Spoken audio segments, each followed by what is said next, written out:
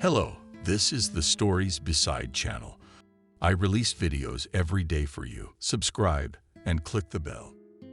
Emily was one of those mothers who is always in control and knows exactly what their sons need. They know for sure that soccer is much worse and more harmful for a boy than dancing and piano. That you only need to be friends with those boys, not those boys. But most importantly, what girl is sure to make his son happy? All her life, since the birth of Michael, Emily has taken her son to clubs, dances, excursions, exhibitions, theaters. A caring, loving mother did everything for her child's education and development. And it could be called true motherly love, if it weren't for one thing, but she did. Even when Michael turned 23, without his mother's knowledge and permission, he couldn't go anywhere. No nightclubs, soccer games at the stadium, or other fun. Guys his age. Michael didn't even mind anymore. When he was still 18 or 19 years old, he tried to get out of his mother's care, but she had a heart attack. The doctors told her that she absolutely must not be nervous, and the son practically gave up his personal life. Although Michael did have girlfriends. True, not for long. As soon as he brought them home, my mother immediately found flaws in each and subtly hinted that they were not suitable for him. One day, Michael decided to make a joke and brought home his former classmate Hannah, with whom he was just friends. The girl was positive in every way and had no bad habits. She was from a good family, educated and cultured. Michael wondered what his mother would think of this time. After listening to all the virtues of the bride at dinner and not coming up with anything better, Emily declared to her son, she is a good girl, very. But Michael continued instead of his mother, but she's not right for me. Yes, my mother said firmly and emphatically. And do you know why? Honestly, I'm afraid to imagine, Michael said ironically. You shouldn't laugh. By the way, moms, they sense these things intuitively, and they know exactly whether a girl is right for their son or not. So what's wrong with Hannah? She's a redhead. Michael was surprised and almost fell out of his chair in the truest sense of the word. She's a redhead. So what? Is that some kind of terrible defect or something? Well, it's not a defect. It's just that redheads. People aren't as emotional or loyal. It was clear that Emily was making up excuses as she went along. She just didn't know what else to pick on. Mom, don't you think it's funny? This is out of line. I'm 23 when I get a girlfriend. When you let me choose for myself. Son, don't I let you choose? No, Mom, you don't. You can choose, please. I don't need to get involved in your personal life. Like I don't have my own. That phrase from her mother had been bothering Michael for days. And really, she was just bored. And no one to turn her attention, warmth, and care to. My father passed away 8 years ago. There were no other children in the family, and my mother focused all of her attention on her only son. In addition, she had been on well-deserved leave for the past 2 years, and she was completely bored. And then, on his way back from university in the evening, passing by Michael Park, a genius idea came into his head: to give his mother a dog. He decided, looking at the old ladies walking around with their pets. Michael knew that his mother was not very fond of pets and had always been against them, but it was worth the risk. The next day, he took up the matter at hand, especially since his mother's birthday was in a week. He didn't hesitate for a second. He began to look for a suitable breed. On the advice of his friend James, an experienced dog breeder, Michael decided to get his mom a Labrador puppy after all. This breed was the most patient and kind. Of all the dogs his companion knew, Michael managed to find a puppy and arranged to pick it up on the morning of his mother's birthday. The puppy was so cute, so sad. Michael had no doubts. He would melt his mother's heart and stay in their home. On his mother's birthday, Michael left home early on so that Emily didn't even notice he was gone. He went with James to the store and bought everything he needed for the puppy. Then he picked up the tailed pet and took him home. The apartment already smelled deliciously of pies. His mother always made pies for her birthday. not cake. Michael loved the way his mother cooked. She was a real cook. He took off his shoes and walked quietly into the kitchen, set the puppy on the floor and nudged him gently toward his mother. The puppy, looking around, unsure, went toward the woman. Emily shuddered, feeling something furry near her leg, and looked down. "My God, where did such a miracle come from?" she exclaimed. "Mommy, I congratulate you on your birthday. May this miracle become your friend and entertain you while I study and work. I hope you won't kick me out on the street with him." Michael smiled. Emily took the puppy in her arms. "How could you kick such a cute creature out into the street? What am I, an animal? A what? Why didn't we get a dog before?" "I've always wanted a dog," Michael wondered. "Because it's a responsibility," my mother parried. "You have to take care of it, train it, play with it, walk it. You'll do all that so you don't get bored. What are we gonna name him?" "He's already been named. He's a purebred puppy with a pedigree, and his name is Bucky." "That's great. I like Bucky very much." From that day on, not only Emily's life changed, but Michael's as well. Mom devoted a lot of time to the pet. She took care of him like a small child, walking him 5 times a day. But most importantly, Michael saw that Mom was happy. 3 years went by. Bucky grew into a gorgeous black dog. He was an incredibly good-natured and calm dog. Like most Labradors, Emily really liked the pet and was very grateful to her son for such a gift. During this time, Michael got his 2nd degree and got a good job. Everything in his life was stable and promising. But he still had no luck with girls. James had gotten married a year earlier, and now even spending time together was very rare. Today, when Michael came home from work, he was in for a surprise. His mother had invited a doggy friend of hers, Caitlin, to visit. The girl was 2 years older than Michael. Brought up, intelligent, from a professor's family. The kind of girl my mother had always dreamed of. The girl was indeed very nice and pretty, but nothing clicked in Michael's soul. At the sight of her, they had dinner together. Michael even offered to walk her home, although she lived in the house next door. They chatted nicely and agreed to go to the movies on the weekend. When Michael got home, Mom immediately began praising Caitlin. "Michael, tell me, Caitlin is a smart girl." "How should I know? I've only seen her for 2 hours." "But how?" "She's got 2 college degrees. She's doing her dissertation in psychology right now. She's such a nice, well-mannered, interesting girl. Don't you like her at all?" "Caitlin's mother is a nice girl, that's all. If you're trying to match me up with her, you shouldn't. Or not yet. I don't know her at all." All right. Son, I won't press you. It's up to you, of course. You just take a closer look at her." "Okay, Mom, by all means, take a good look. I'm gonna take a shower and go to bed. Very tired tonight." Emily looked at her son and smiled dreamily. "There is no need to pressure him. You need to gradually bring them closer together, and then everything will work out. Such a daughter-in-law I will have." Emily took Bucky on a leash and went for a night walk. The next day, when Michael's workday was in full swing, a phone call came from her mother. Emily was screaming through her tears that Bucky was sick and needed to be taken to the vet hospital right away. Michael didn't understand a thing. The dog had been fine yesterday. "Mom, what happened? Can you explain to Michael properly? He ate something on the street. We came home and he started vomiting.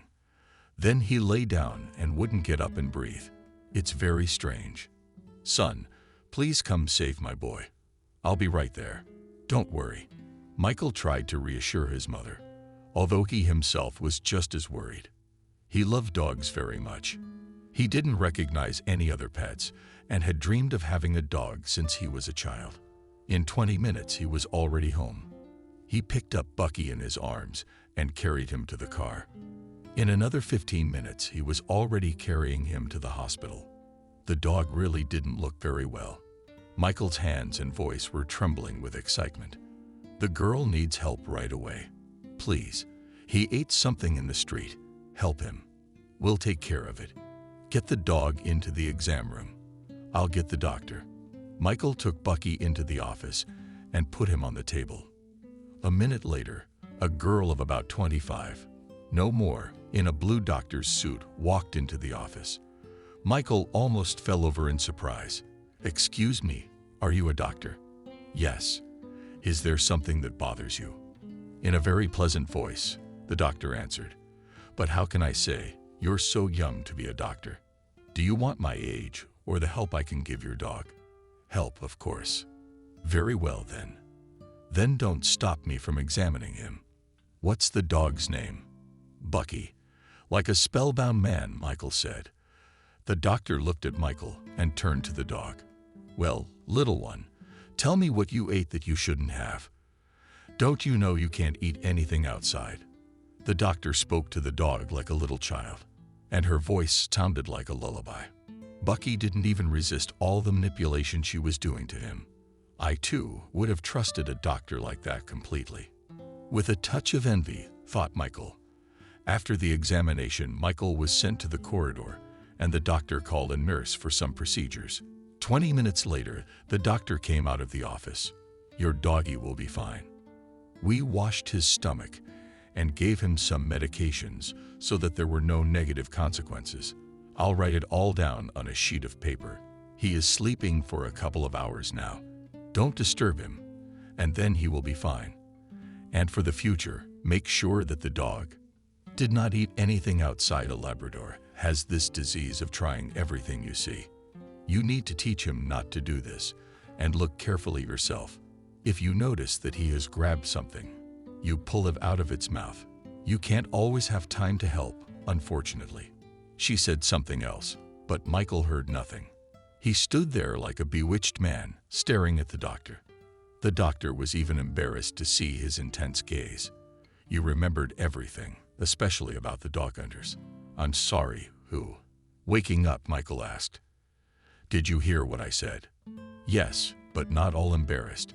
Michael confessed, and suddenly he said, "Let's have dinner together, and you will tell me everything again." Much to Michael's surprise and joy, the doctor agreed.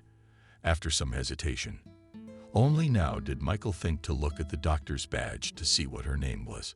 The card said Sarah. "Sarah, what time do you get off work?" "Usually 7 o'clock. But I might be a little late." "Okay, I'll be up at 7 before tonight." Sarah smiled. Michael was not driving, but flying home.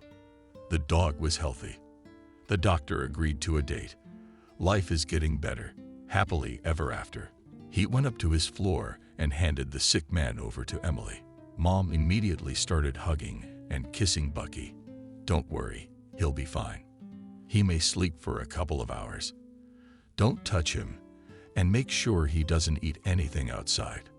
"I always do, but I guess I got distracted and didn't notice." "Mom, I have to go back to work. It's very urgent, and I'll probably be late until we get the right amount done. So have dinner without me." You invited Caitlin to dinner. "What does this have to do with Caitlin?" "You said dinner." "I meant you and Bucky." "And you and Caitlin, when are you going out?" "Mom, this weekend." "Sorry, no time at all." I ran out. Michael kissed his mother on the cheek and ran out of the apartment. He didn't want to tell his mother about Sarah and his wife today.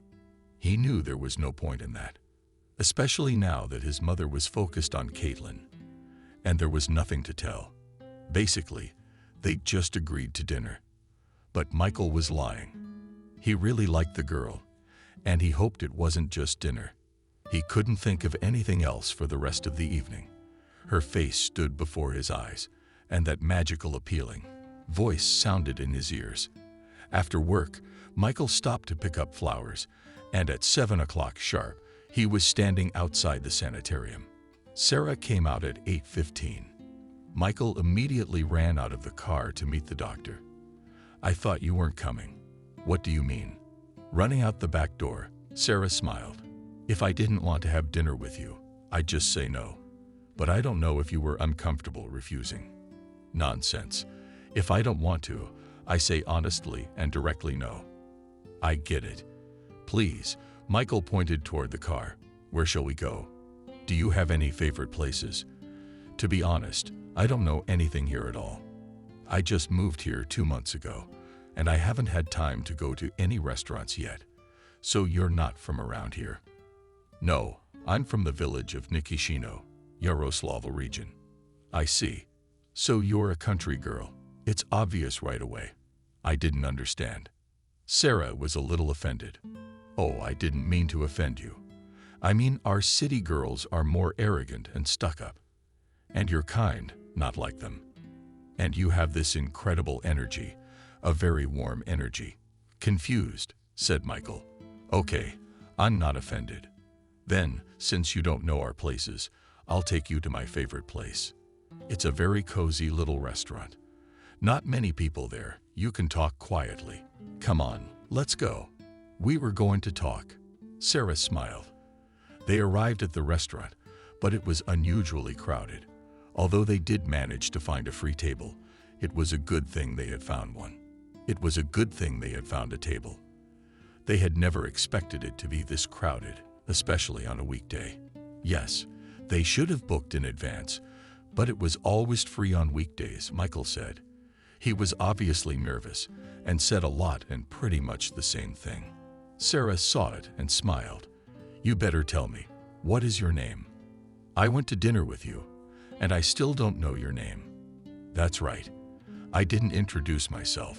Surprised Michael. That's my mistake. My name is Michael. I'm 26 years old. I'll be 27 in a month.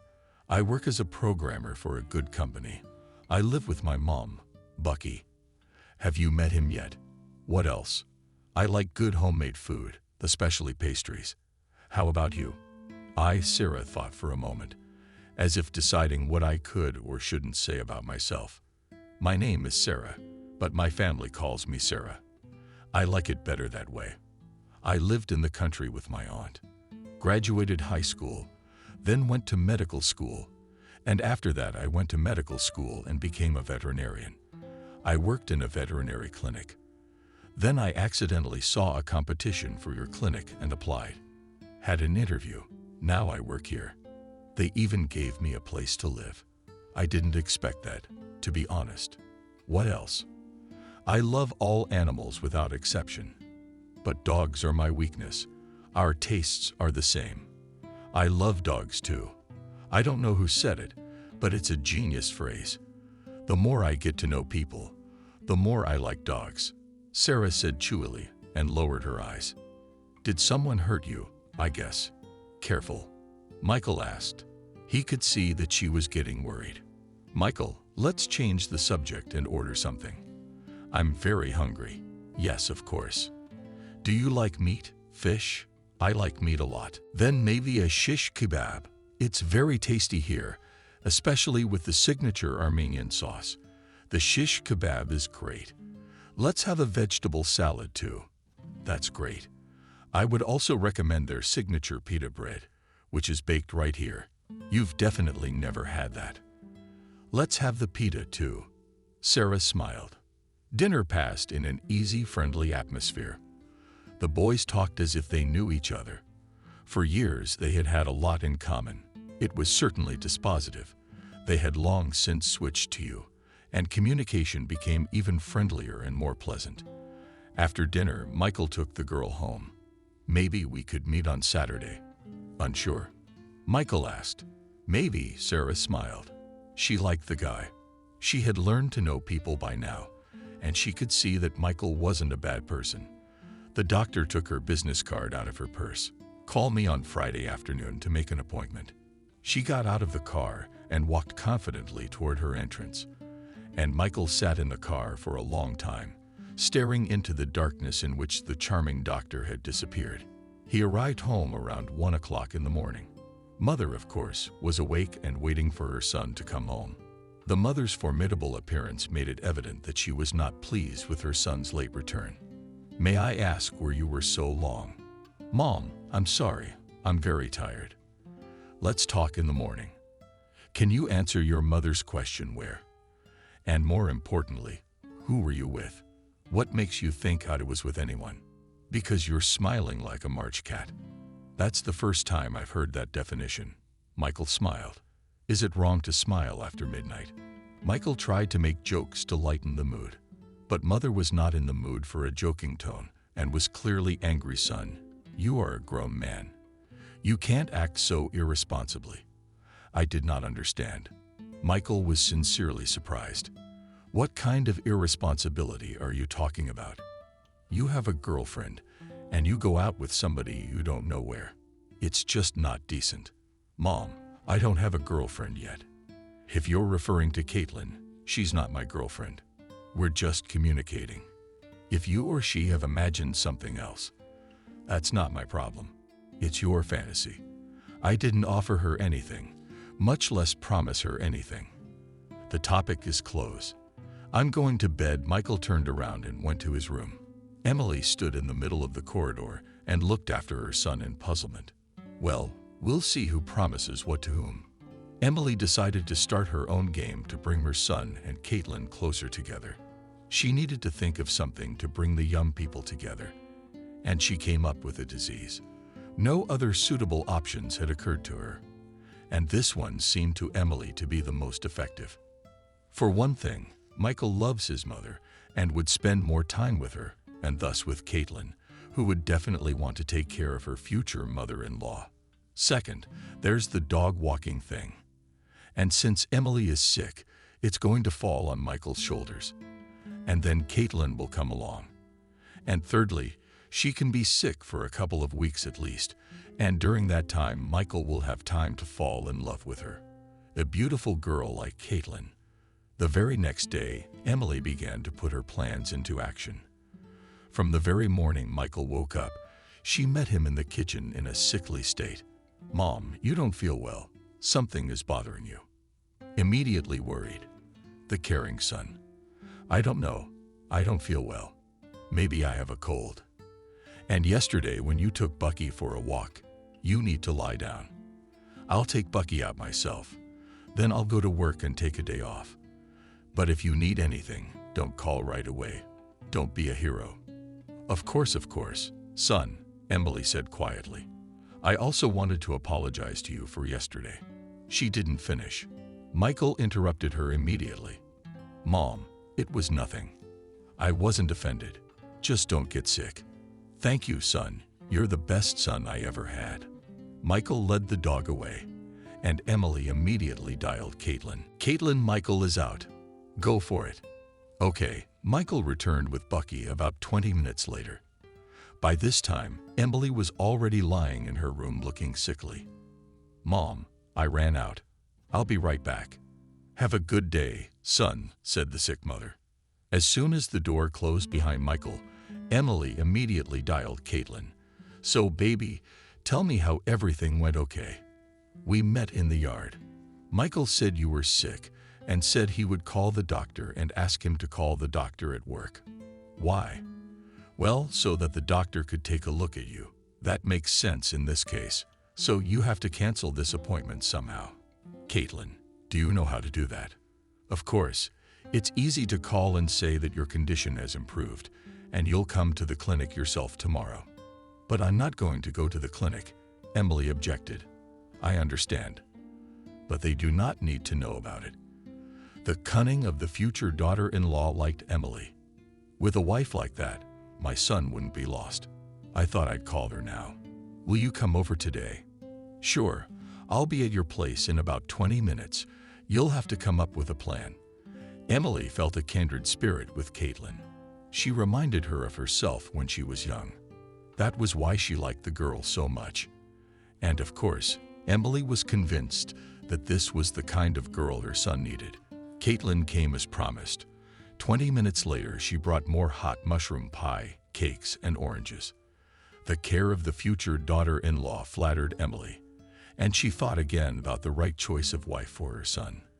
The women immediately called the clinic and canceled the doctor's visit. And then they made plans for a long time afterwards. How to get Michael interested. Emily told Caitlin about what her son loved, how to approach him, what he couldn't stand, and so on. Caitlin wasn't just listening. She was writing down everything the mother-in-law to be said point by point. Listen, if Michael asks about the doctor, what will you say? I'll tell him I've been there before. And the destination? Emily liked her daughter-in-law's insight and foresight more and more. I hadn't really thought of that. Let's just say you already went to the drugstore and bought everything. Then the phone rang and didn't let Emily finish. Yes, my son, again pretending to be sick, said the mother. How are you doing? I am fine. Did you come as a doctor? Yes, son, don't worry. Caitlin came to me and kindly agreed to go to the pharmacy to get medicine. She already bought everything. Don't worry, you paid for the pills. Caitlin refused to take them. Making up as she went along, Emily lied. And when are you coming, son? I took the afternoon off for tomorrow, then the weekend. And by Monday, I hope you'll be completely recovered. The doctor said it's probably just a cold. No fever. But I have a terrible weakness, so I'm lying down. And Caitlin entertains me. What can I make you for dinner? Mom, what are you gonna make? Are you kidding me? I'll buy you something to eat. What do you want? Maybe something yummy or something. Michael knew Mom had a sweet tooth, and she could never say no to sweets. Get some of my favorite custard cakes and nothing else. All right, I'll be right there. But Emily wasn't going to listen to her son. She and Caitlin cooked his favorite French meat, Greek salad, and left half of the mushroom pie Caitlin baked. Emily's agreement with Caitlin was that Caitlin cooked it all by herself purely to her own taste, and she had no idea that Michael liked it all, too. Michael arrived in the afternoon and was extremely surprised by such a fancy meal. Mom said, I love this meat. Michael asked Caitlin, I mean, you like French meat too? I didn't know. I asked Emily what to cook. She said, whatever you want. So I decided to treat everyone to something tasty, something of my own choosing. When you're sick, you always want good things. It's true, Caitlin. Really, Michael agreed. He really did enjoy his lunch. Just like when his mother cooked, it didn't even cross his mind that Emily had cooked it herself and that it was all a setup. Emily was lying in her room and hadn't come out for lunch. She wasn't feeling well at all, so Caitlin took her lunch to her room. In spite of feeling extremely unwell, Emily ate both meat and salad and a piece of pie. She gave up sweets. She suggested tea and cake later. Now she really needed her sleep. Michael went to his room, but came out after a while. He understood that it was indecent to leave a stranger's guest alone in the kitchen. Shall we take Bucky for a walk? Michael suggested. Yes, of course, Caitlin agreed. I'll just get my lord. Then we'll wait for you near the playground. They went out for a walk with the dogs and walked for almost 2 hours. By the end of the walk, the dogs were even tired. We should probably go back, Caitlin suggested. What if Emily needs help? We don't.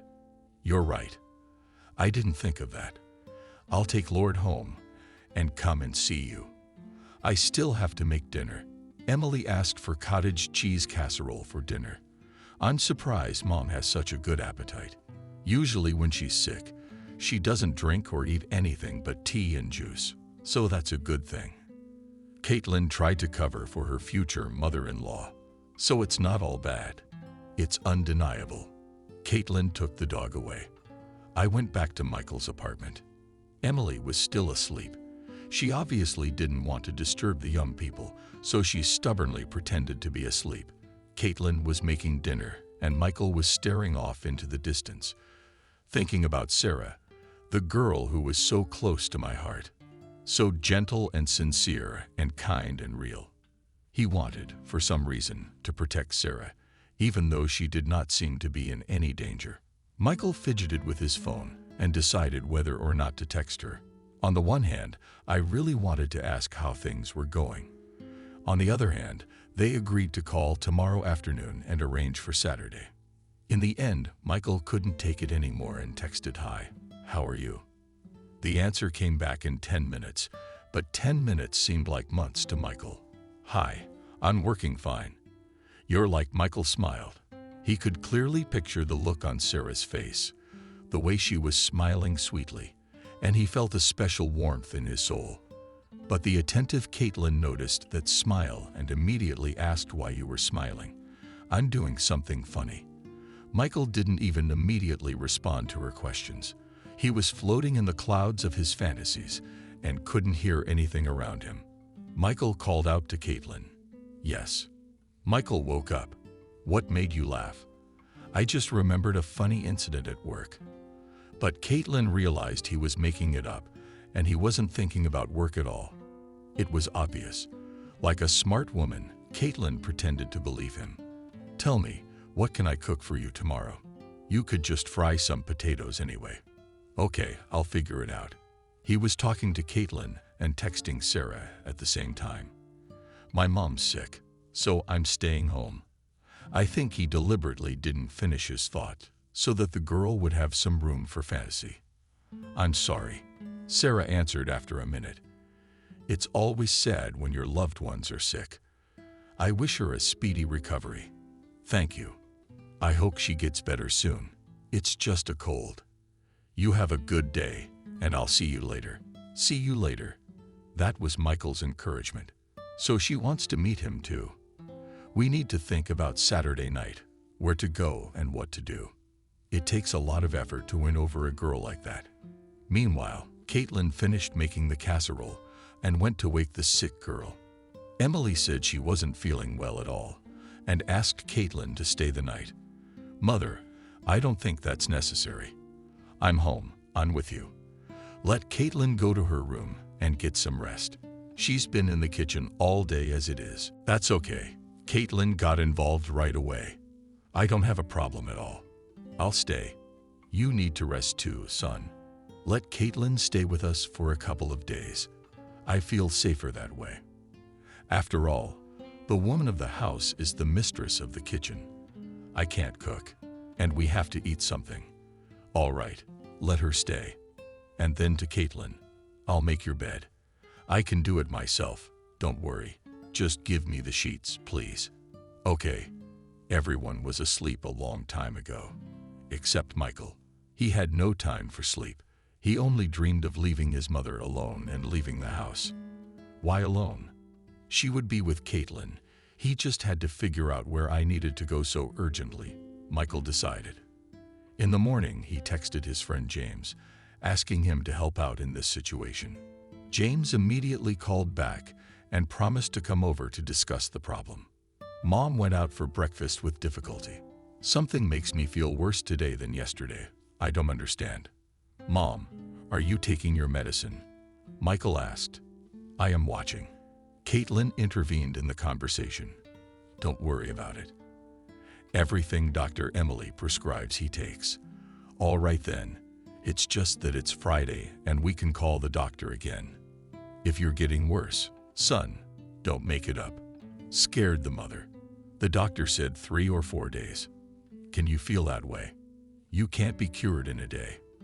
Okay, you just drink your medicine and rest more, of course, Michael. Don't worry. Then James called and Michael went downstairs to talk to his friend. He explained the situation to him, asking him to call in the evening on urgent business.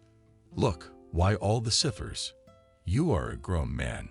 Why can't you just say you have a date? Are you kidding me? Don't you know my mom? Especially now that she's already decided on a bride. She's going out of her way to try and slip me this Caitlin. I'm not blind. Yeah, man, I don't envy you. Who's Sarah, anyway? What's she like? Oh, James, she's unbelievable. Michael began to describe the girl in all her colors and suddenly realized that his companion had fallen in love for real. I know the feeling. I was like that a year and a half ago. James smiled. Congratulations to you. Have you fallen in love? No, I just like her so far. Michael tried to get out of it. Not a friend. You're on a roll, believe me. I can see it clearly. I wish you the best of luck. And don't worry about tomorrow. We'll figure something out. Thanks, man. You're a real friend. Michael went home. After lunch, he went to the grocery store and called Sarah. They agreed to meet tomorrow at 3. Michael immediately called James and told him the time. The friend said he understood and would definitely back him up. Emily spent the whole day in her room.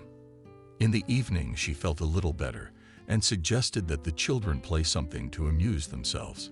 Suddenly, the doorbell rang. Caitlin went to answer it. Michael was very surprised. On the threshold, there was a strange guy. "Who do you want?" Caitlin asked sternly. "Good evening. I'm looking for Michael. It's not proper to come this late." Caitlin told the stranger off without calling. "Michael, it's for you."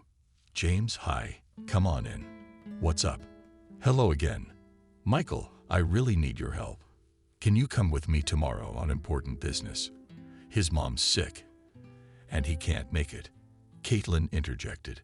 Michael opened his mouth in surprise. "What a request. She's nobody to me, and she's even trying to control me already." "Caitlin, thank you. We'll figure it out on our own." He turned to the girl. Caitlin turned around and walked toward Emily with a disgruntled look. "What a heroine your mother found for your wife." "God forbid," in a whisper, James said in Michael's ear, and already loudly. "So can you help me? What time do you have to go?" Michael clarified. "I'll pick you up at 2. "Yes, of course. I'll pick you up at 2. "Thanks, man. You're a big help." "Then I'll run. My wife is waiting in the car." "Come on." Michael shook James's hand and said, barely audibly, "Thank you." As Michael closed the door behind James, Caitlin appeared in the hallway. Her haughty expression and unkind look did not bode well. "Aren't you ashamed? Your mom's sick, and you're out with friends." "I'm not ashamed." Michael wanted to say something, but changed his mind and just asked, "Caitlin, do you have friends?" Caitlin thought about it, but the answer was obvious. "Yes, of course I do," she lied, "but my friends don't come at night with stupid requests." "Caitlin, friends can't come at the wrong time. Friends come when they need you, and you come to them when you need them. That's normal. And friends who call once a year to wish you happy birthday. They're not friends, they're buddies or acquaintances." I decided to step into the conversation. Emily, unfortunately for Caitlin, her mother knew James very well and was very nice to him. "Caitlin, you're wrong, baby. James is a very nice guy and very decent, and he really is a true friend. And if he asks for help, Michael will never say no. He's helped us a lot too. It's indecent after all." Caitlin was covered in red spots and went into the kitchen. She hated being told off like a school drill. And Michael was rejoicing in his heart that it was her mother who had put her in her place. He did not want to be openly rude to her, but this prank with James changed Michael's attitude toward the girl once and for all. The next day, Michael was already standing outside the driveway at 2:00 waiting for his friend. James was never late and arrived exactly 1 minute to 1 minute. "Hello, Martyr. How are you?" James asked. And without waiting for an answer, he immediately became indignant. "Listen, that Caitlin is such a fool. I'm just shocked. She's nobody to you, and such a control hello. Nobody will eat her. I'm shocked myself. But Mom put her in her place. She loves you. So she told her off." Michael smiled. "You can't deny Emily that. She can tell you off in a way you'll never forget. And remember, my friends started talking about their childhood, their school years, and how Michael's mother scolded them. Now, of course, it's funny to reminisce about it. But back then, it wasn't funny at all." James drove Michael downtown so he had time to get ready. For the date, Michael wanted to give Sarah a gift, but he couldn't decide yet which one. He walked around the mall from department to department, but nothing came to mind. As he walked past a toy store, he saw a small fluffy dog in the window and realized that this was exactly what he wanted to buy her. Stopping by on the way to pick up some flowers, Michael stood at the appointed place without 5 minutes and waited for Sarah. She arrived at 3:00 sharp. Such punctuality from the girl was highly unexpected. Michael liked it. He suggested they go to the park first, and then to sit at a restaurant where he had made a reservation in advance. They strolled through the park, went on rides, ate cotton candy, and laughed. Michael told funny stories from his childhood, remembering his adventures and fishing trips with his father. Michael loved his father very much. He missed having a man's support and understanding. With his mother, it was much more difficult to find common ground and find understanding, especially on men's issues. Michael himself did not notice how he began to tell this strange girl his innermost feelings and thoughts. Sarah listened silently. She saw that it was very personal, and that he was pouring out his feelings, and it was touching and exciting. Sarah suddenly felt she could trust this guy, and decided to open her soul to him. The girl told him that she had once had a happy family, and that everything in her life was good. Then, when she was 7 years old, her father died. 2 years later, her mother remarried. Sarah never liked her mother's new husband, but she kept quiet because she saw how happy her mother was. But one day, as the girl grew older, her mother went away on a business trip, and her stepfather did something irreparable. As she told it, Sarah began to sob. She cried so bitterly that even Michael had tears in his eyes. At that moment, he hated her stepfather more than she herself. He gently put his arm around the girl's shoulders. There was no point in saying anything. There were no words that could comfort a girl who had lived through such a nightmare. But the girl found the strength to continue her story. When her mother returned from a business trip, Sarah told her everything honestly, but her mother did not believe her and said her daughter was deliberately slandering him. At that moment, the girl realized that her mother would always be on her husband's side and would never believe her. She even wanted to run away. But then an even worse situation happened as Mom stayed late at work, and the stepfather decided to repeat what he had done. But my mom came into the room. She jumped on him and started hitting him on the back. He jumped up sharply and pushed my mother away violently. She fell and hit her head on the nightstand. That is how the girl became an orphan. He was locked up. Michael asked the question for the first time. Yes. For 14 years, I testified about what he did, and then I was taken in by my aunt, Dad's own sister, in school. I graduated already in the country. Yeah, I don't even know what to tell you. You've had a very hard life, Sarah. That's not all. When I was in high school, I met a guy. We started dating. He was nice to me. I even felt like I wanted to live with him. He assured me that I was the best and stuff like that. We dated for over a year. And then I saw him with my friend Madison. They were sitting in the car kissing. I walked over and opened the door. Matthew said he'd been seeing her for a long time, and that she was better than me because she was more relaxed and interesting, while I was an uptight, clumsy redneck. That's how I have no girlfriends, no boyfriend, nothing good except my Aunt Brianna and the job I love. At this point, Michael reached into the inside pocket of my jacket and pulled out a toy puppy. I want him to always be with you and protect you from bad people, betrayal, and meanness, in case I'm not around. Sarah looked at Michael with gratitude. Thank you. He is very sweet. I'm going to name him Bim. Do you mind? No, I like it. If you want, I can paint one of his ears black. It'll be White Bim Black Ear. They both laughed. No, you don't have to. Sarah looked Michael straight in the eye. Thank you, and I'm sorry for ruining our evening. You didn't ruin anything. I'm glad we had a heart-to-heart talk and that you got it out sometimes. Yeah, you're right. You don't want to go out with me anymore. Why not? Michael was genuinely surprised. Because I'm a village idiot. Don't be silly. I won't let you go anywhere now, ever. And I won't let anyone else hurt you. He took her hands in his and looked into her eyes. If you don't mind, of course I won't, Sarah said, and kissed Michael. They spent the rest of the evening in the restaurant. After dinner, Michael hailed a cab and drove home to see the girl off. Getting out of the car outside Sarah's house, she looked at Michael and suddenly said, "Let's go out for coffee." You are more confident than ever.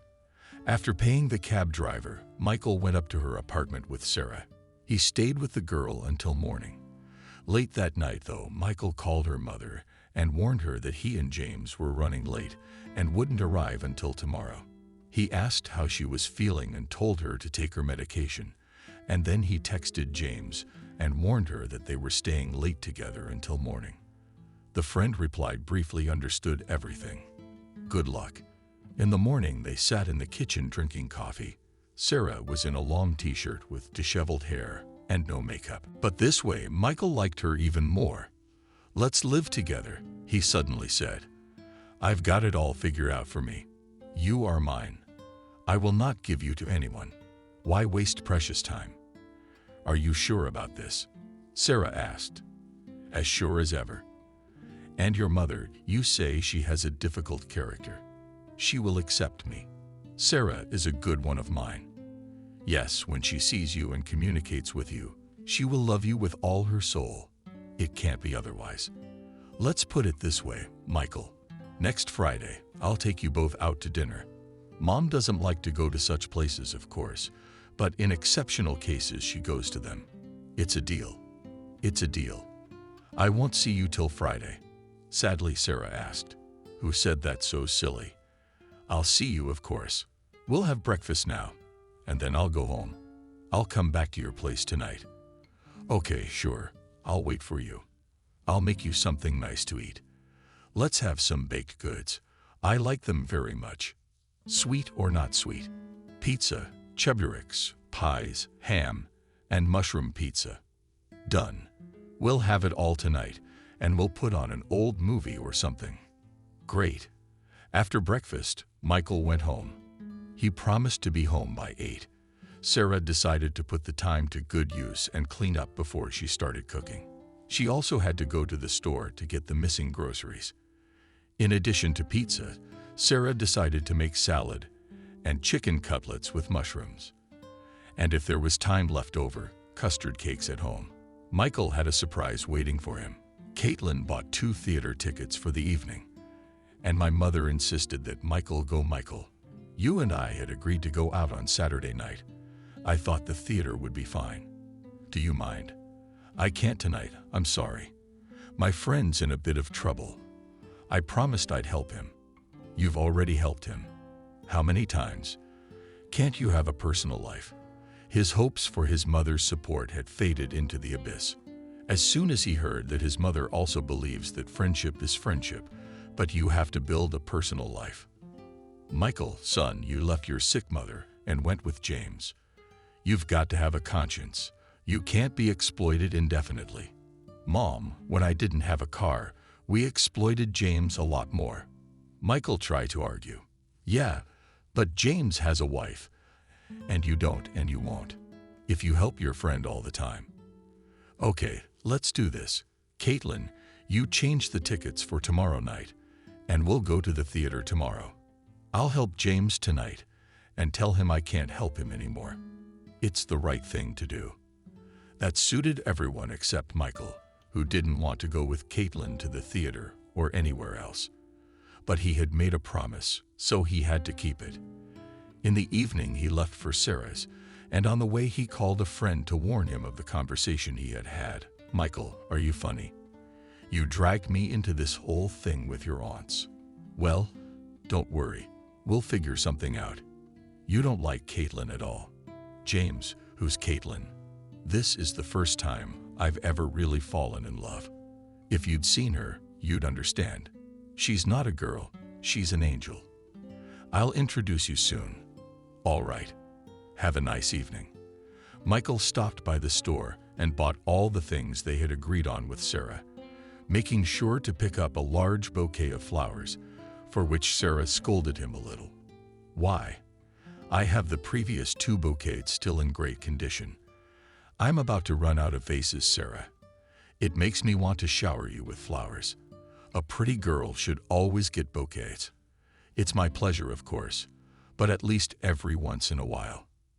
They cost a lot of money, don't they?" "Oh, I get it. Michael, you're already saving our family budget, but I'm making good money. Don't worry about it." Sarah laughed and tapped Michael lightly on the shoulder. She said, "No, I mean it." Sarah made a wonderful dinner. Michael was very happy that his girlfriend was such a hostess. Then they lay down and watched a movie. About 1 o'clock in the morning, the phone rang. Michael even flinched in surprise and looked at Sarah. The screen showed Mommy. "Yes, Mommy, what's wrong?" Frightened, he said into the phone, "It's Caitlin." "Michael, can you come over right away?" Emily is very sick. We've called an ambulance. Yes, I'll be there in half an hour." He passed out and looked hopefully at Sarah. "I'm sorry. I'm going to go with my mom."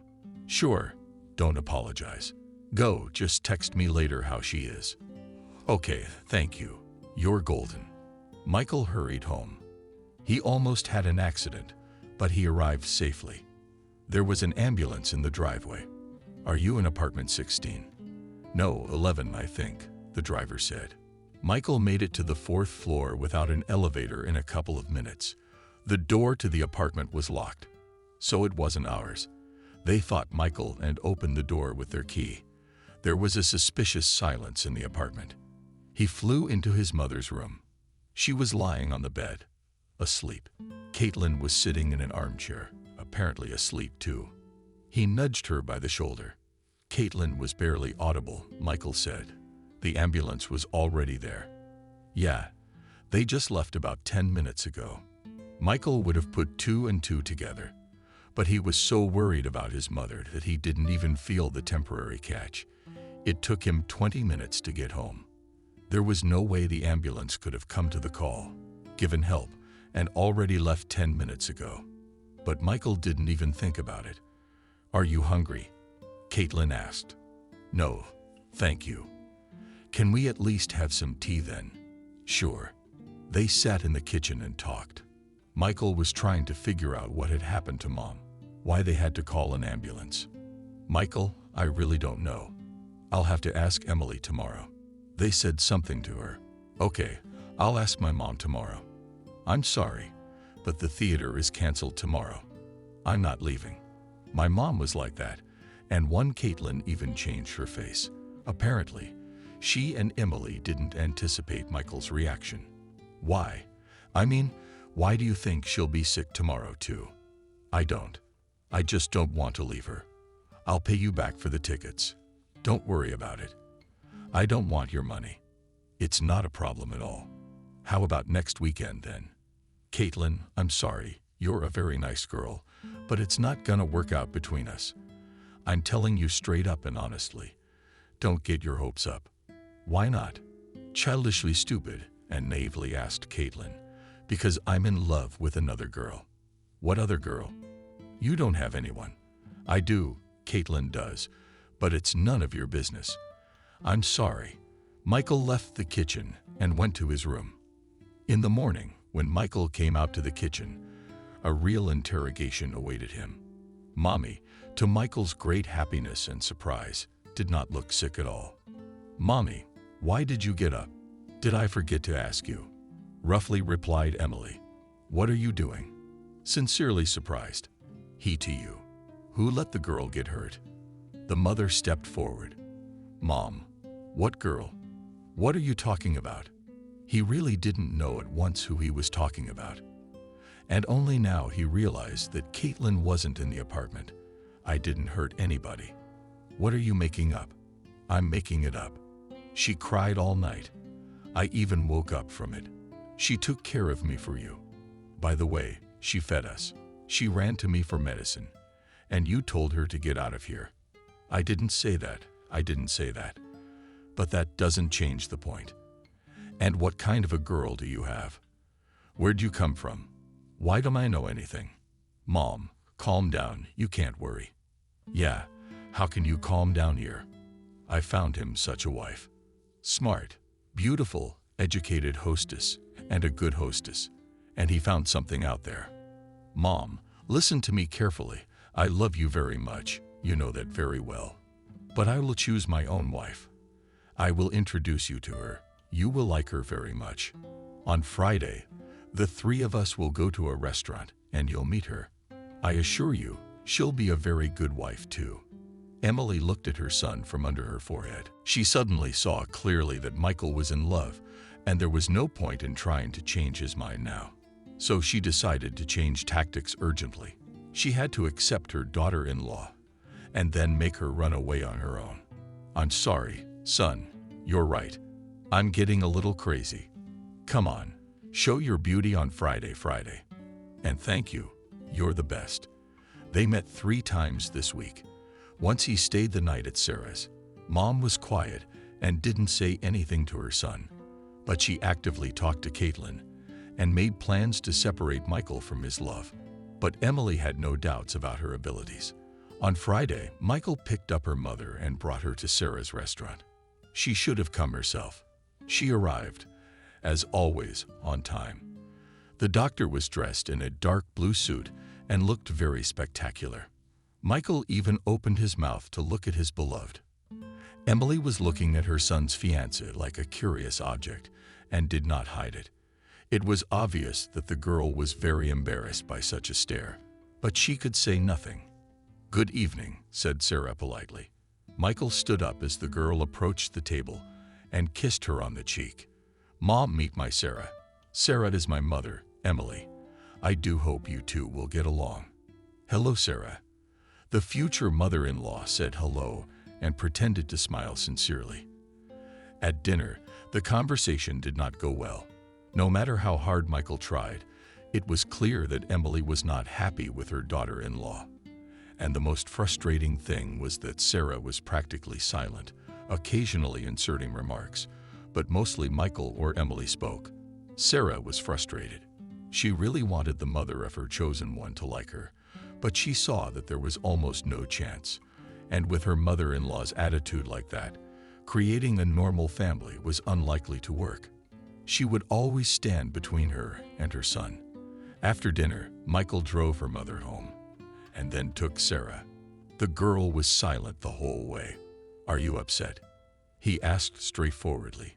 "Do you want me to tell the truth?" "Preferably." "She didn't like me. I could physically feel that look in my eyes. It wasn't even a look, it was an X-ray." "Michael, I'm afraid it's not going to work out. Your mother won't let you live with me." "That's ridiculous. My mother is a golden person. Yes, she's a lady of character. There's no denying that. But believe me, when you move in and she sees how you treat me, she'll love you with all her heart." For any mother, even a fastidious one like mine, the most important thing is that her son is truly loved. I really want to believe that, but anyway, I'll talk to her today. And you pack your bags. Stop seeing each other 3 times a week like teenagers. Let's live together. They sat in the car outside Sarah's driveway. Michael took her hand in his and kissed it gently. "I love you very much and I won't let anyone hurt you. Do you remember?" "I do." But Sarah hesitated. "I don't know how to say it, but I don't want to fight with your mother for you. It wouldn't be fair. It'll be okay. You'll see." It's been a month. Sarah lived in Michael's apartment for a month. To say it was bad would not be true. Emily barely interfered in their relationship. The landlady did most of the cooking, sometimes letting her daughter-in-law pamper Michael with her own delicacies, and Sarah relaxed. This was her mistake. She was sure that Emily had accepted her son's choice and decided not to interfere with his happiness. And for nothing. All along, Emily had been in contact with Caitlin, and together they had made plans to kick the redneck out of Michael's life. The fact that Sarah was from the village was told by Michael himself. For some reason, he thought his mother would be sympathetic and respectful that a young girl from the countryside could make her own way on her own. But Emily was of a different opinion, quite the opposite. She did not want her son to associate his fate with a girl from the village. She liked the intelligent and educated Caitlin better. The young people began to talk more and more about their upcoming wedding, and Emily realized it was urgent to act. Then it would be harder to separate them when there is a formal marriage. And if they have children, it's unrealistic. And then they got lucky. Michael was sent away on a business trip for 2 weeks. Emily immediately called Caitlin. "We have to take advantage of the situation. There won't be another chance." Michael said that when he gets back, they're going to file a registry office. Emily, "But I really don't know what we can do. I've been going over all the options in my head. Nothing works. Oh, you. What would you do without me?" "I have a plan." Emily told Caitlin what she'd come up with. It wasn't much, but the women were willing to take the risk. Emily called her son Michael. "Son, there's a request you can drop by tonight. Caitlin needs her closet adjusted. She bought new cabinets, but she can't adjust them herself. You can come in no problem. It's a 5-minute job. Thank you, Stun. Sarah and I will make dinner in front of my son. Emily always spoke well of her daughter-in-law.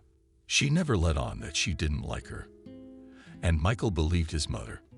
In the evening, he drove into the yard, parked the car near the driveway, and went into Caitlin's driveway. Emily watched from the balcony, pretending to hang laundry. When Michael had already entered the next doorway, she returned from the balcony to the kitchen, where Sarah was making dinner. Did Michael call? She asked her sister-in-law. No, still probably holding off quietly tonight, she said. I guess, Sarah, I haven't finished the laundry in there. I'm tired. Could you give me a hand? Sure, Emily would. I hung it up myself. I don't mind helping you.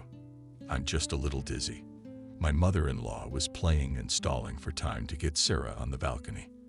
At just the right moment, Sarah came out onto the balcony and was about to finish hanging up her clothes when suddenly she saw Michael coming out of the next doorway. Sarah was very surprised, but did not say anything. Emily expected a scandal of questioning from her daughter-in-law, but she remained silent. Her mother-in-law was angry. Her plan had failed, and now she didn't know what to do. Suddenly, a genius idea popped into her head. Caitlin, I came up with the perfect plan. Immediately, she called Caitlin this. It's 100%. She told her idea to Caitlin, and she was very surprised. Do you need to write novels? You're a generator of genius ideas. Well, you tell me too. What kind of books? We just have to deal with this redneck. Then we'll write books together. Michael went away on a business trip. For the first couple of days, the women coexisted peacefully. Sarah tried to stay at work longer.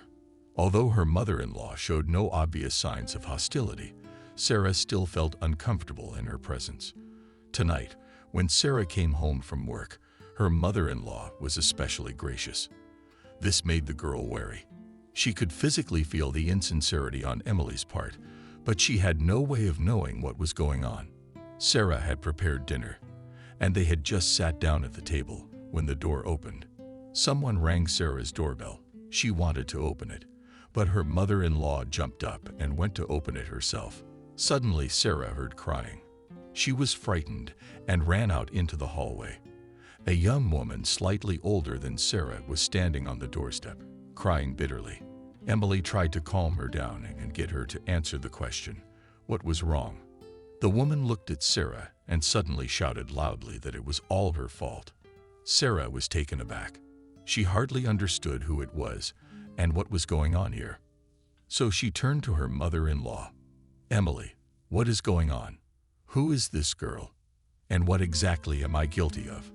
Emily looked at her daughter-in-law angrily and then suddenly said, That's Michael's ex-girlfriend. They were going to get married until he met you on our head. Caitlin, don't cry. You've already broken up. What are you so worried about? How did we break up? We broke up. Michael told you that. Caitlin was outraged. Yeah, he just came by my place yesterday after work. Did he? Emily exclaimed. How could he? He lives with a girl. That doesn't sound like my son. Don't make this up. I'm not imagining things. I'm pregnant, and Michael found out yesterday and said he'd figure it out when he got back. He just doesn't feel comfortable telling you about it. Caitlin's last sentence was addressed to Sarah. I understand you very well. Handsome guy, interesting, educated, promising, successful. It's hard not to fall in love. But we're having a baby, and Michael is too decent to hurt a woman, so he doesn't know how to tell you. And I got so scared today that he's going to be running around in 2 houses because he's indecisive. And I'll be the one to raise the baby. Sarah could hardly contain herself from falling. Such treachery she had not expected from her lover. And at that moment, the clever girl, instead of turning on her brain and thinking, or at least calling Michael and asking him a question, preferred to be guided by her emotions. Perhaps the factor that she had been betrayed more than once was at work. That's why her emotions came into play, not her common sense. It did not matter, because she made a decision at lightning speed. She packed her things and left this house. Emily and Caitlin rejoiced. They had managed to get rid of a rival in such a short time. It was a real victory for them. Michael returned home sooner than he should have been, concerned about his bride's behavior. Sarah hadn't returned his calls lately. The number was disconnected, and Michael was very worried. His mother, on the other hand, said on the phone that everything was fine. He arrived around 8 o'clock and hoped to catch his women at home. But neither the mother nor the bride was home. Strange, where could they be at this hour? And what was going on anyway, thought Michael. He had just washed his hands and made his way to the kitchen when he heard Sarah's lock creaking. "My girl," shouted Michael, running out into the hallway. But it was Mom and Bucky. "Michael, my son, you're back. Aren't we glad?" The mother hugged and kissed her son. "Mom, where's Sarah?" Michael asked. Her mother laughed and did not want to answer. But she had to answer anyway. So after thinking for a while, she said, "Your hillbilly ran away from you." "What do you mean, ran away?" Michael was very surprised. In a very direct way. She said that she was going back to her village, that she was tired of the hustle and bustle of the city, and that she understood that you two were not a couple. Emily watched her son's reaction. "And I told you that nothing good would come of it with her. Caitlin would never do that. She'd faithfully wait for you as long as she had to. But you don't listen to your mother. You think she's your enemy. That's why you brought that homeless girl into our house. We should check to see if she took anything with her." And that's when Michael lost his nerve. "How can you say that about her? What do you know about her? You like Caitlin? Then live with her. I don't mind. I want my Sarah. And do you like it or not? I'll find her." Michael ran out of the apartment and slammed the door loudly. Emily crouched on the nightstand in surprise. With trembling hands, she grabbed the phone and called Caitlin. "Caitlin, can you come over now?" "Sure, I'm on my way." Dutifully, Caitlin agreed. She came running 5 minutes later, as if she'd just been waiting to be called. "What's the matter, Emily?" "Oh, there's something. Michael's back, wants to look for his redneck, yelled at me, said he'll find her anyway and drag her back. Do I like it or not? Oh, if he finds her, you and me will be in trouble. She'll tell about my pregnancy, and he'll know it was us who escorted her. There'll be a scandal. Well, a scandal, then a scandal. Maybe he won't find her yet. She's from some village in the Yaroslavo region. You'll have to get there." The women sat in the kitchen drinking tea. Emily asked Caitlin to stay because she was afraid of her son's reaction. Michael arrived home around 12 o'clock and went straight to his room. About 10 minutes later, he came out of the room with a small rectangular box in his hands and a plush puppy that he had given as a gift. Then Sarah. There were tears in his eyes. "Tell me just honestly, what did you tell her that she left? Do you have any idea what you've done?" He was almost crying. His mother's heart squeezed with sympathy for her son. She couldn't even think that he really loved this girl so much.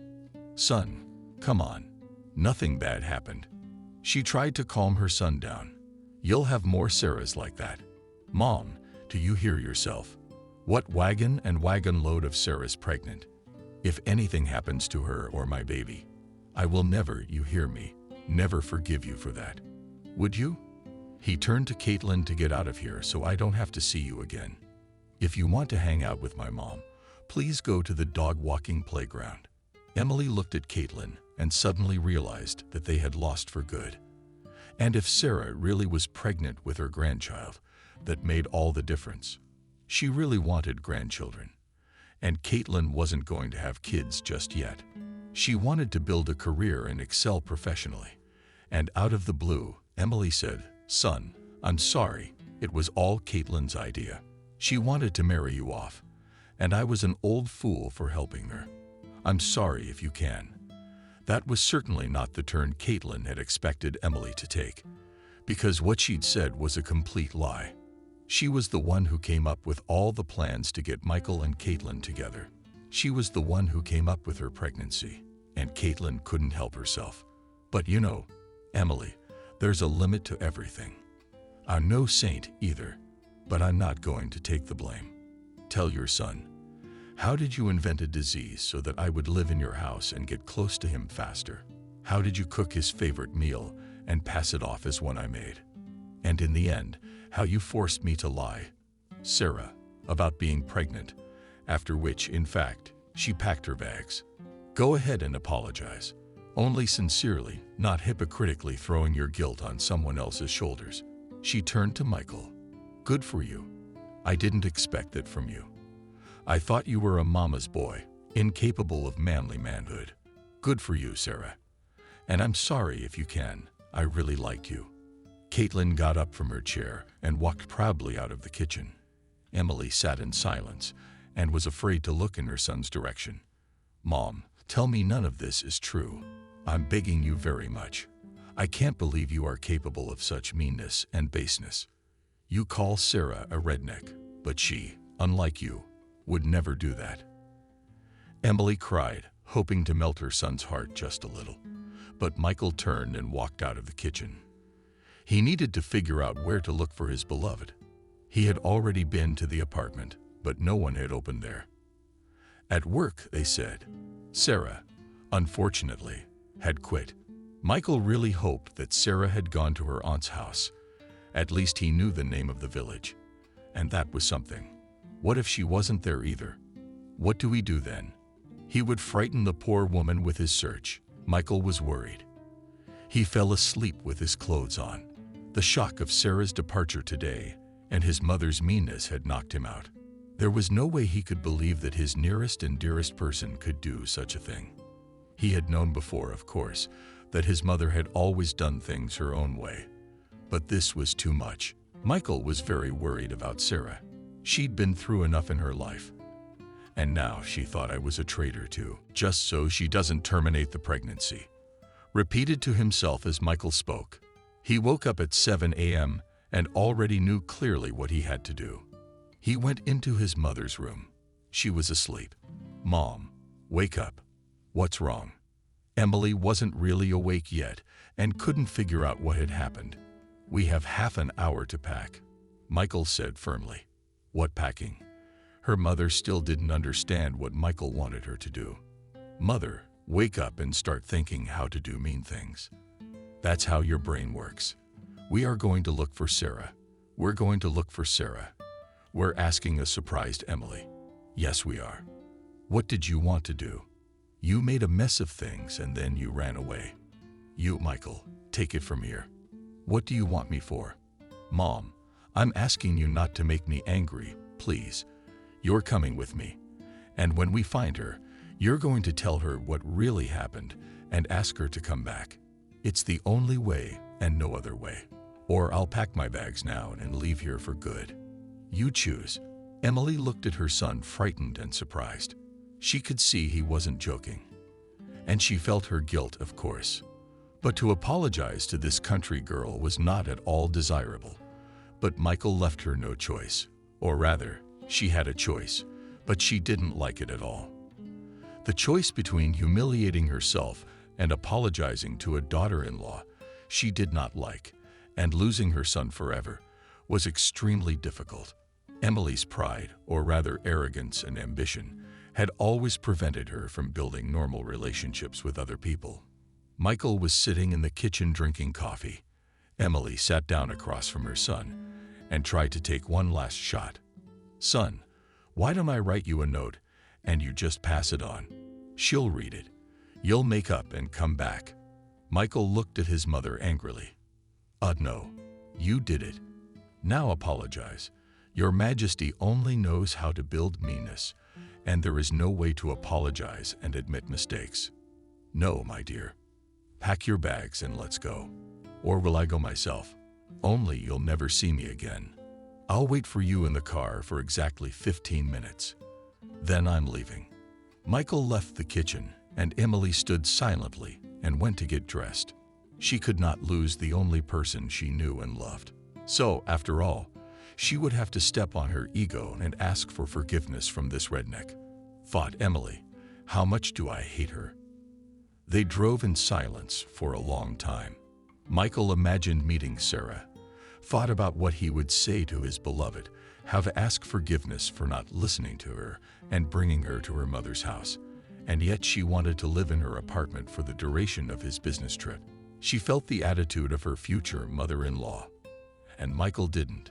He believed his mother, who seemed to him to accept his daughter-in-law normally. He wondered how his mother would behave, whether she would ruin everything completely, and how Michael himself would act. If, after all, Emily tried to ruin it. The threats that he would stay in the village had clearly been exaggerated. He didn't want to live in the country. He is a city dweller, and with his profession he has no prospects in the village. Michael did not want to lose an interesting, and most importantly, well-paid job. Emily was also in her thoughts. She did not want to make her son nervous, especially since he was driving, and the risk of an accident was high. She had no idea what Sarah would say. She didn't want to talk to her at all. And even though she was carrying her grandson or granddaughter, she didn't like the girl. Suddenly the bell rang, which brought her out of her musings, both the driver and the passenger. It was James. "Yes, James. What is it?" Reluctantly, he asked Michael. "How are you? Are you back from your business trip?" "Fun?" asked his friend. Michael looked askance at his mother. "You'd better not ask what happened, my friend. I can help." James got worried. "I don't think so. But would you at least tell me what the problem is?" "While I was on a business trip, my mom and her roommate survived. Sarah from the apartment, she packed up and left in an unknown direction. I was at work, quit her job. Now I'm going to her village in Yaroslavl region. Do you know the address where to go? Maybe it's a big village." "No, I don't know." "And you did not think to ask at work?" My friend smiled. "You should have gotten the address at work. James, you're a genius, but I'm already far out of town. I'm not going back. Now I'm even offended. What do you want from me? Just to drink and play billiards together. I'll be right there. Wait for the call." "Thanks, buddy. I owe you one." James hung up after 40 minutes. James called back with Aunt Sarah's exact address and last name. Since they didn't have the same last name, Michael was relieved. Now at least he knew exactly where to go. They arrived in the village Nikishino around 7 p.m. It was not difficult to find the street and the necessary house. When they arrived at the gate, Michael sat up for about 5 minutes hesitating to go in. The excitement was so great that his legs could not obey him. His greatest fear now was that Sarah would not be here. Then he wouldn't know where to go or where to look for her at all. Michael got up the courage to get out of the car. Behind a low fence, he saw a woman of about 55 to 60 years old watering something in a bed. It was obviously Aunt Brianna. "Good evening," Michael said hesitantly. "Could you come here for a minute, please?" The woman looked back and stared at the stranger. Then she put down the watering can and walked slowly to the gate. She came very close and began to scrutinize the young man. "Look what guests we have."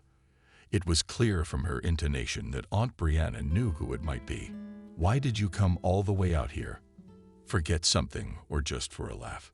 "To tell tales. If you'll excuse me, Brianna, I can talk to Sarah." "No, you can't." She only calmed down a little emphatically. Brianna declared, "Look, I can talk in your presence. And when you hear everything, you'll understand that I'm not to blame for what happened. Look, you're the town dude. I'm not gonna let you hurt my niece. If you think she's an orphan with no one to stand up for her, you're dead wrong. Do you even know what she's been through in her life?" "I do," Michael said calmly, looking her straight in the eye. "That is why I would never betray her. Please, I beg you, call Sarah. I will explain everything to her and let her decide for herself what to do." Brianna stared at Michael in silence for a few moments, as if to decide whether to believe him or not. Finally, she turned around and went into the house. Michael stood in silence and waited. After about 5 minutes, Sarah came out of the house. She was painful to look at. It was as if she had grown old. Her eyes were red with tears, and the corners of her mouth were down. It seemed as if in another minute she would start crying again. She went to the wicket, but did not open it. She didn't even look at Michael. "What do you want?" Quietly the girl asked. "Sarah, how could you think I would betray you? Why did you believe them and not me? Why didn't you call me right away? Is it possible to make everything we had disappear in one moment? I did what I did. I don't want to spend my whole life. I don't want to be responsible for that woman having a fatherless child." "What child?" "Sarah, I never had a close relationship with her. Never. Where could my child come from? All I want is, you're our Davy." "Now wait." Michael turned and walked to the car and opened the passenger side door. Emily was sitting there. "Get out strictly," he said to her mother. She reluctantly got out of the car and looked at the girl. She suddenly felt ashamed. Yes, surprising as it may sound, the remnants of conscience must have recalled themselves. "Sarah, I'm sorry. This is all my fault. Caitlin's not pregnant. I'm the one who made it up to keep you and Michael apart. And I'm the one who set it up for Michael to stop by Caitlin next door and help her set up her closet. They really didn't have a relationship. He didn't like her right away. And I thought I knew better what kind of wife my son needed. But I didn't want you to live with him. I didn't know you were expecting a baby." Emily started to cry, but she continued.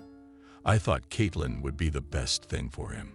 But when I saw my son's eyes holding a pregnancy test and a stuffed toy, I knew I was a selfish old fool.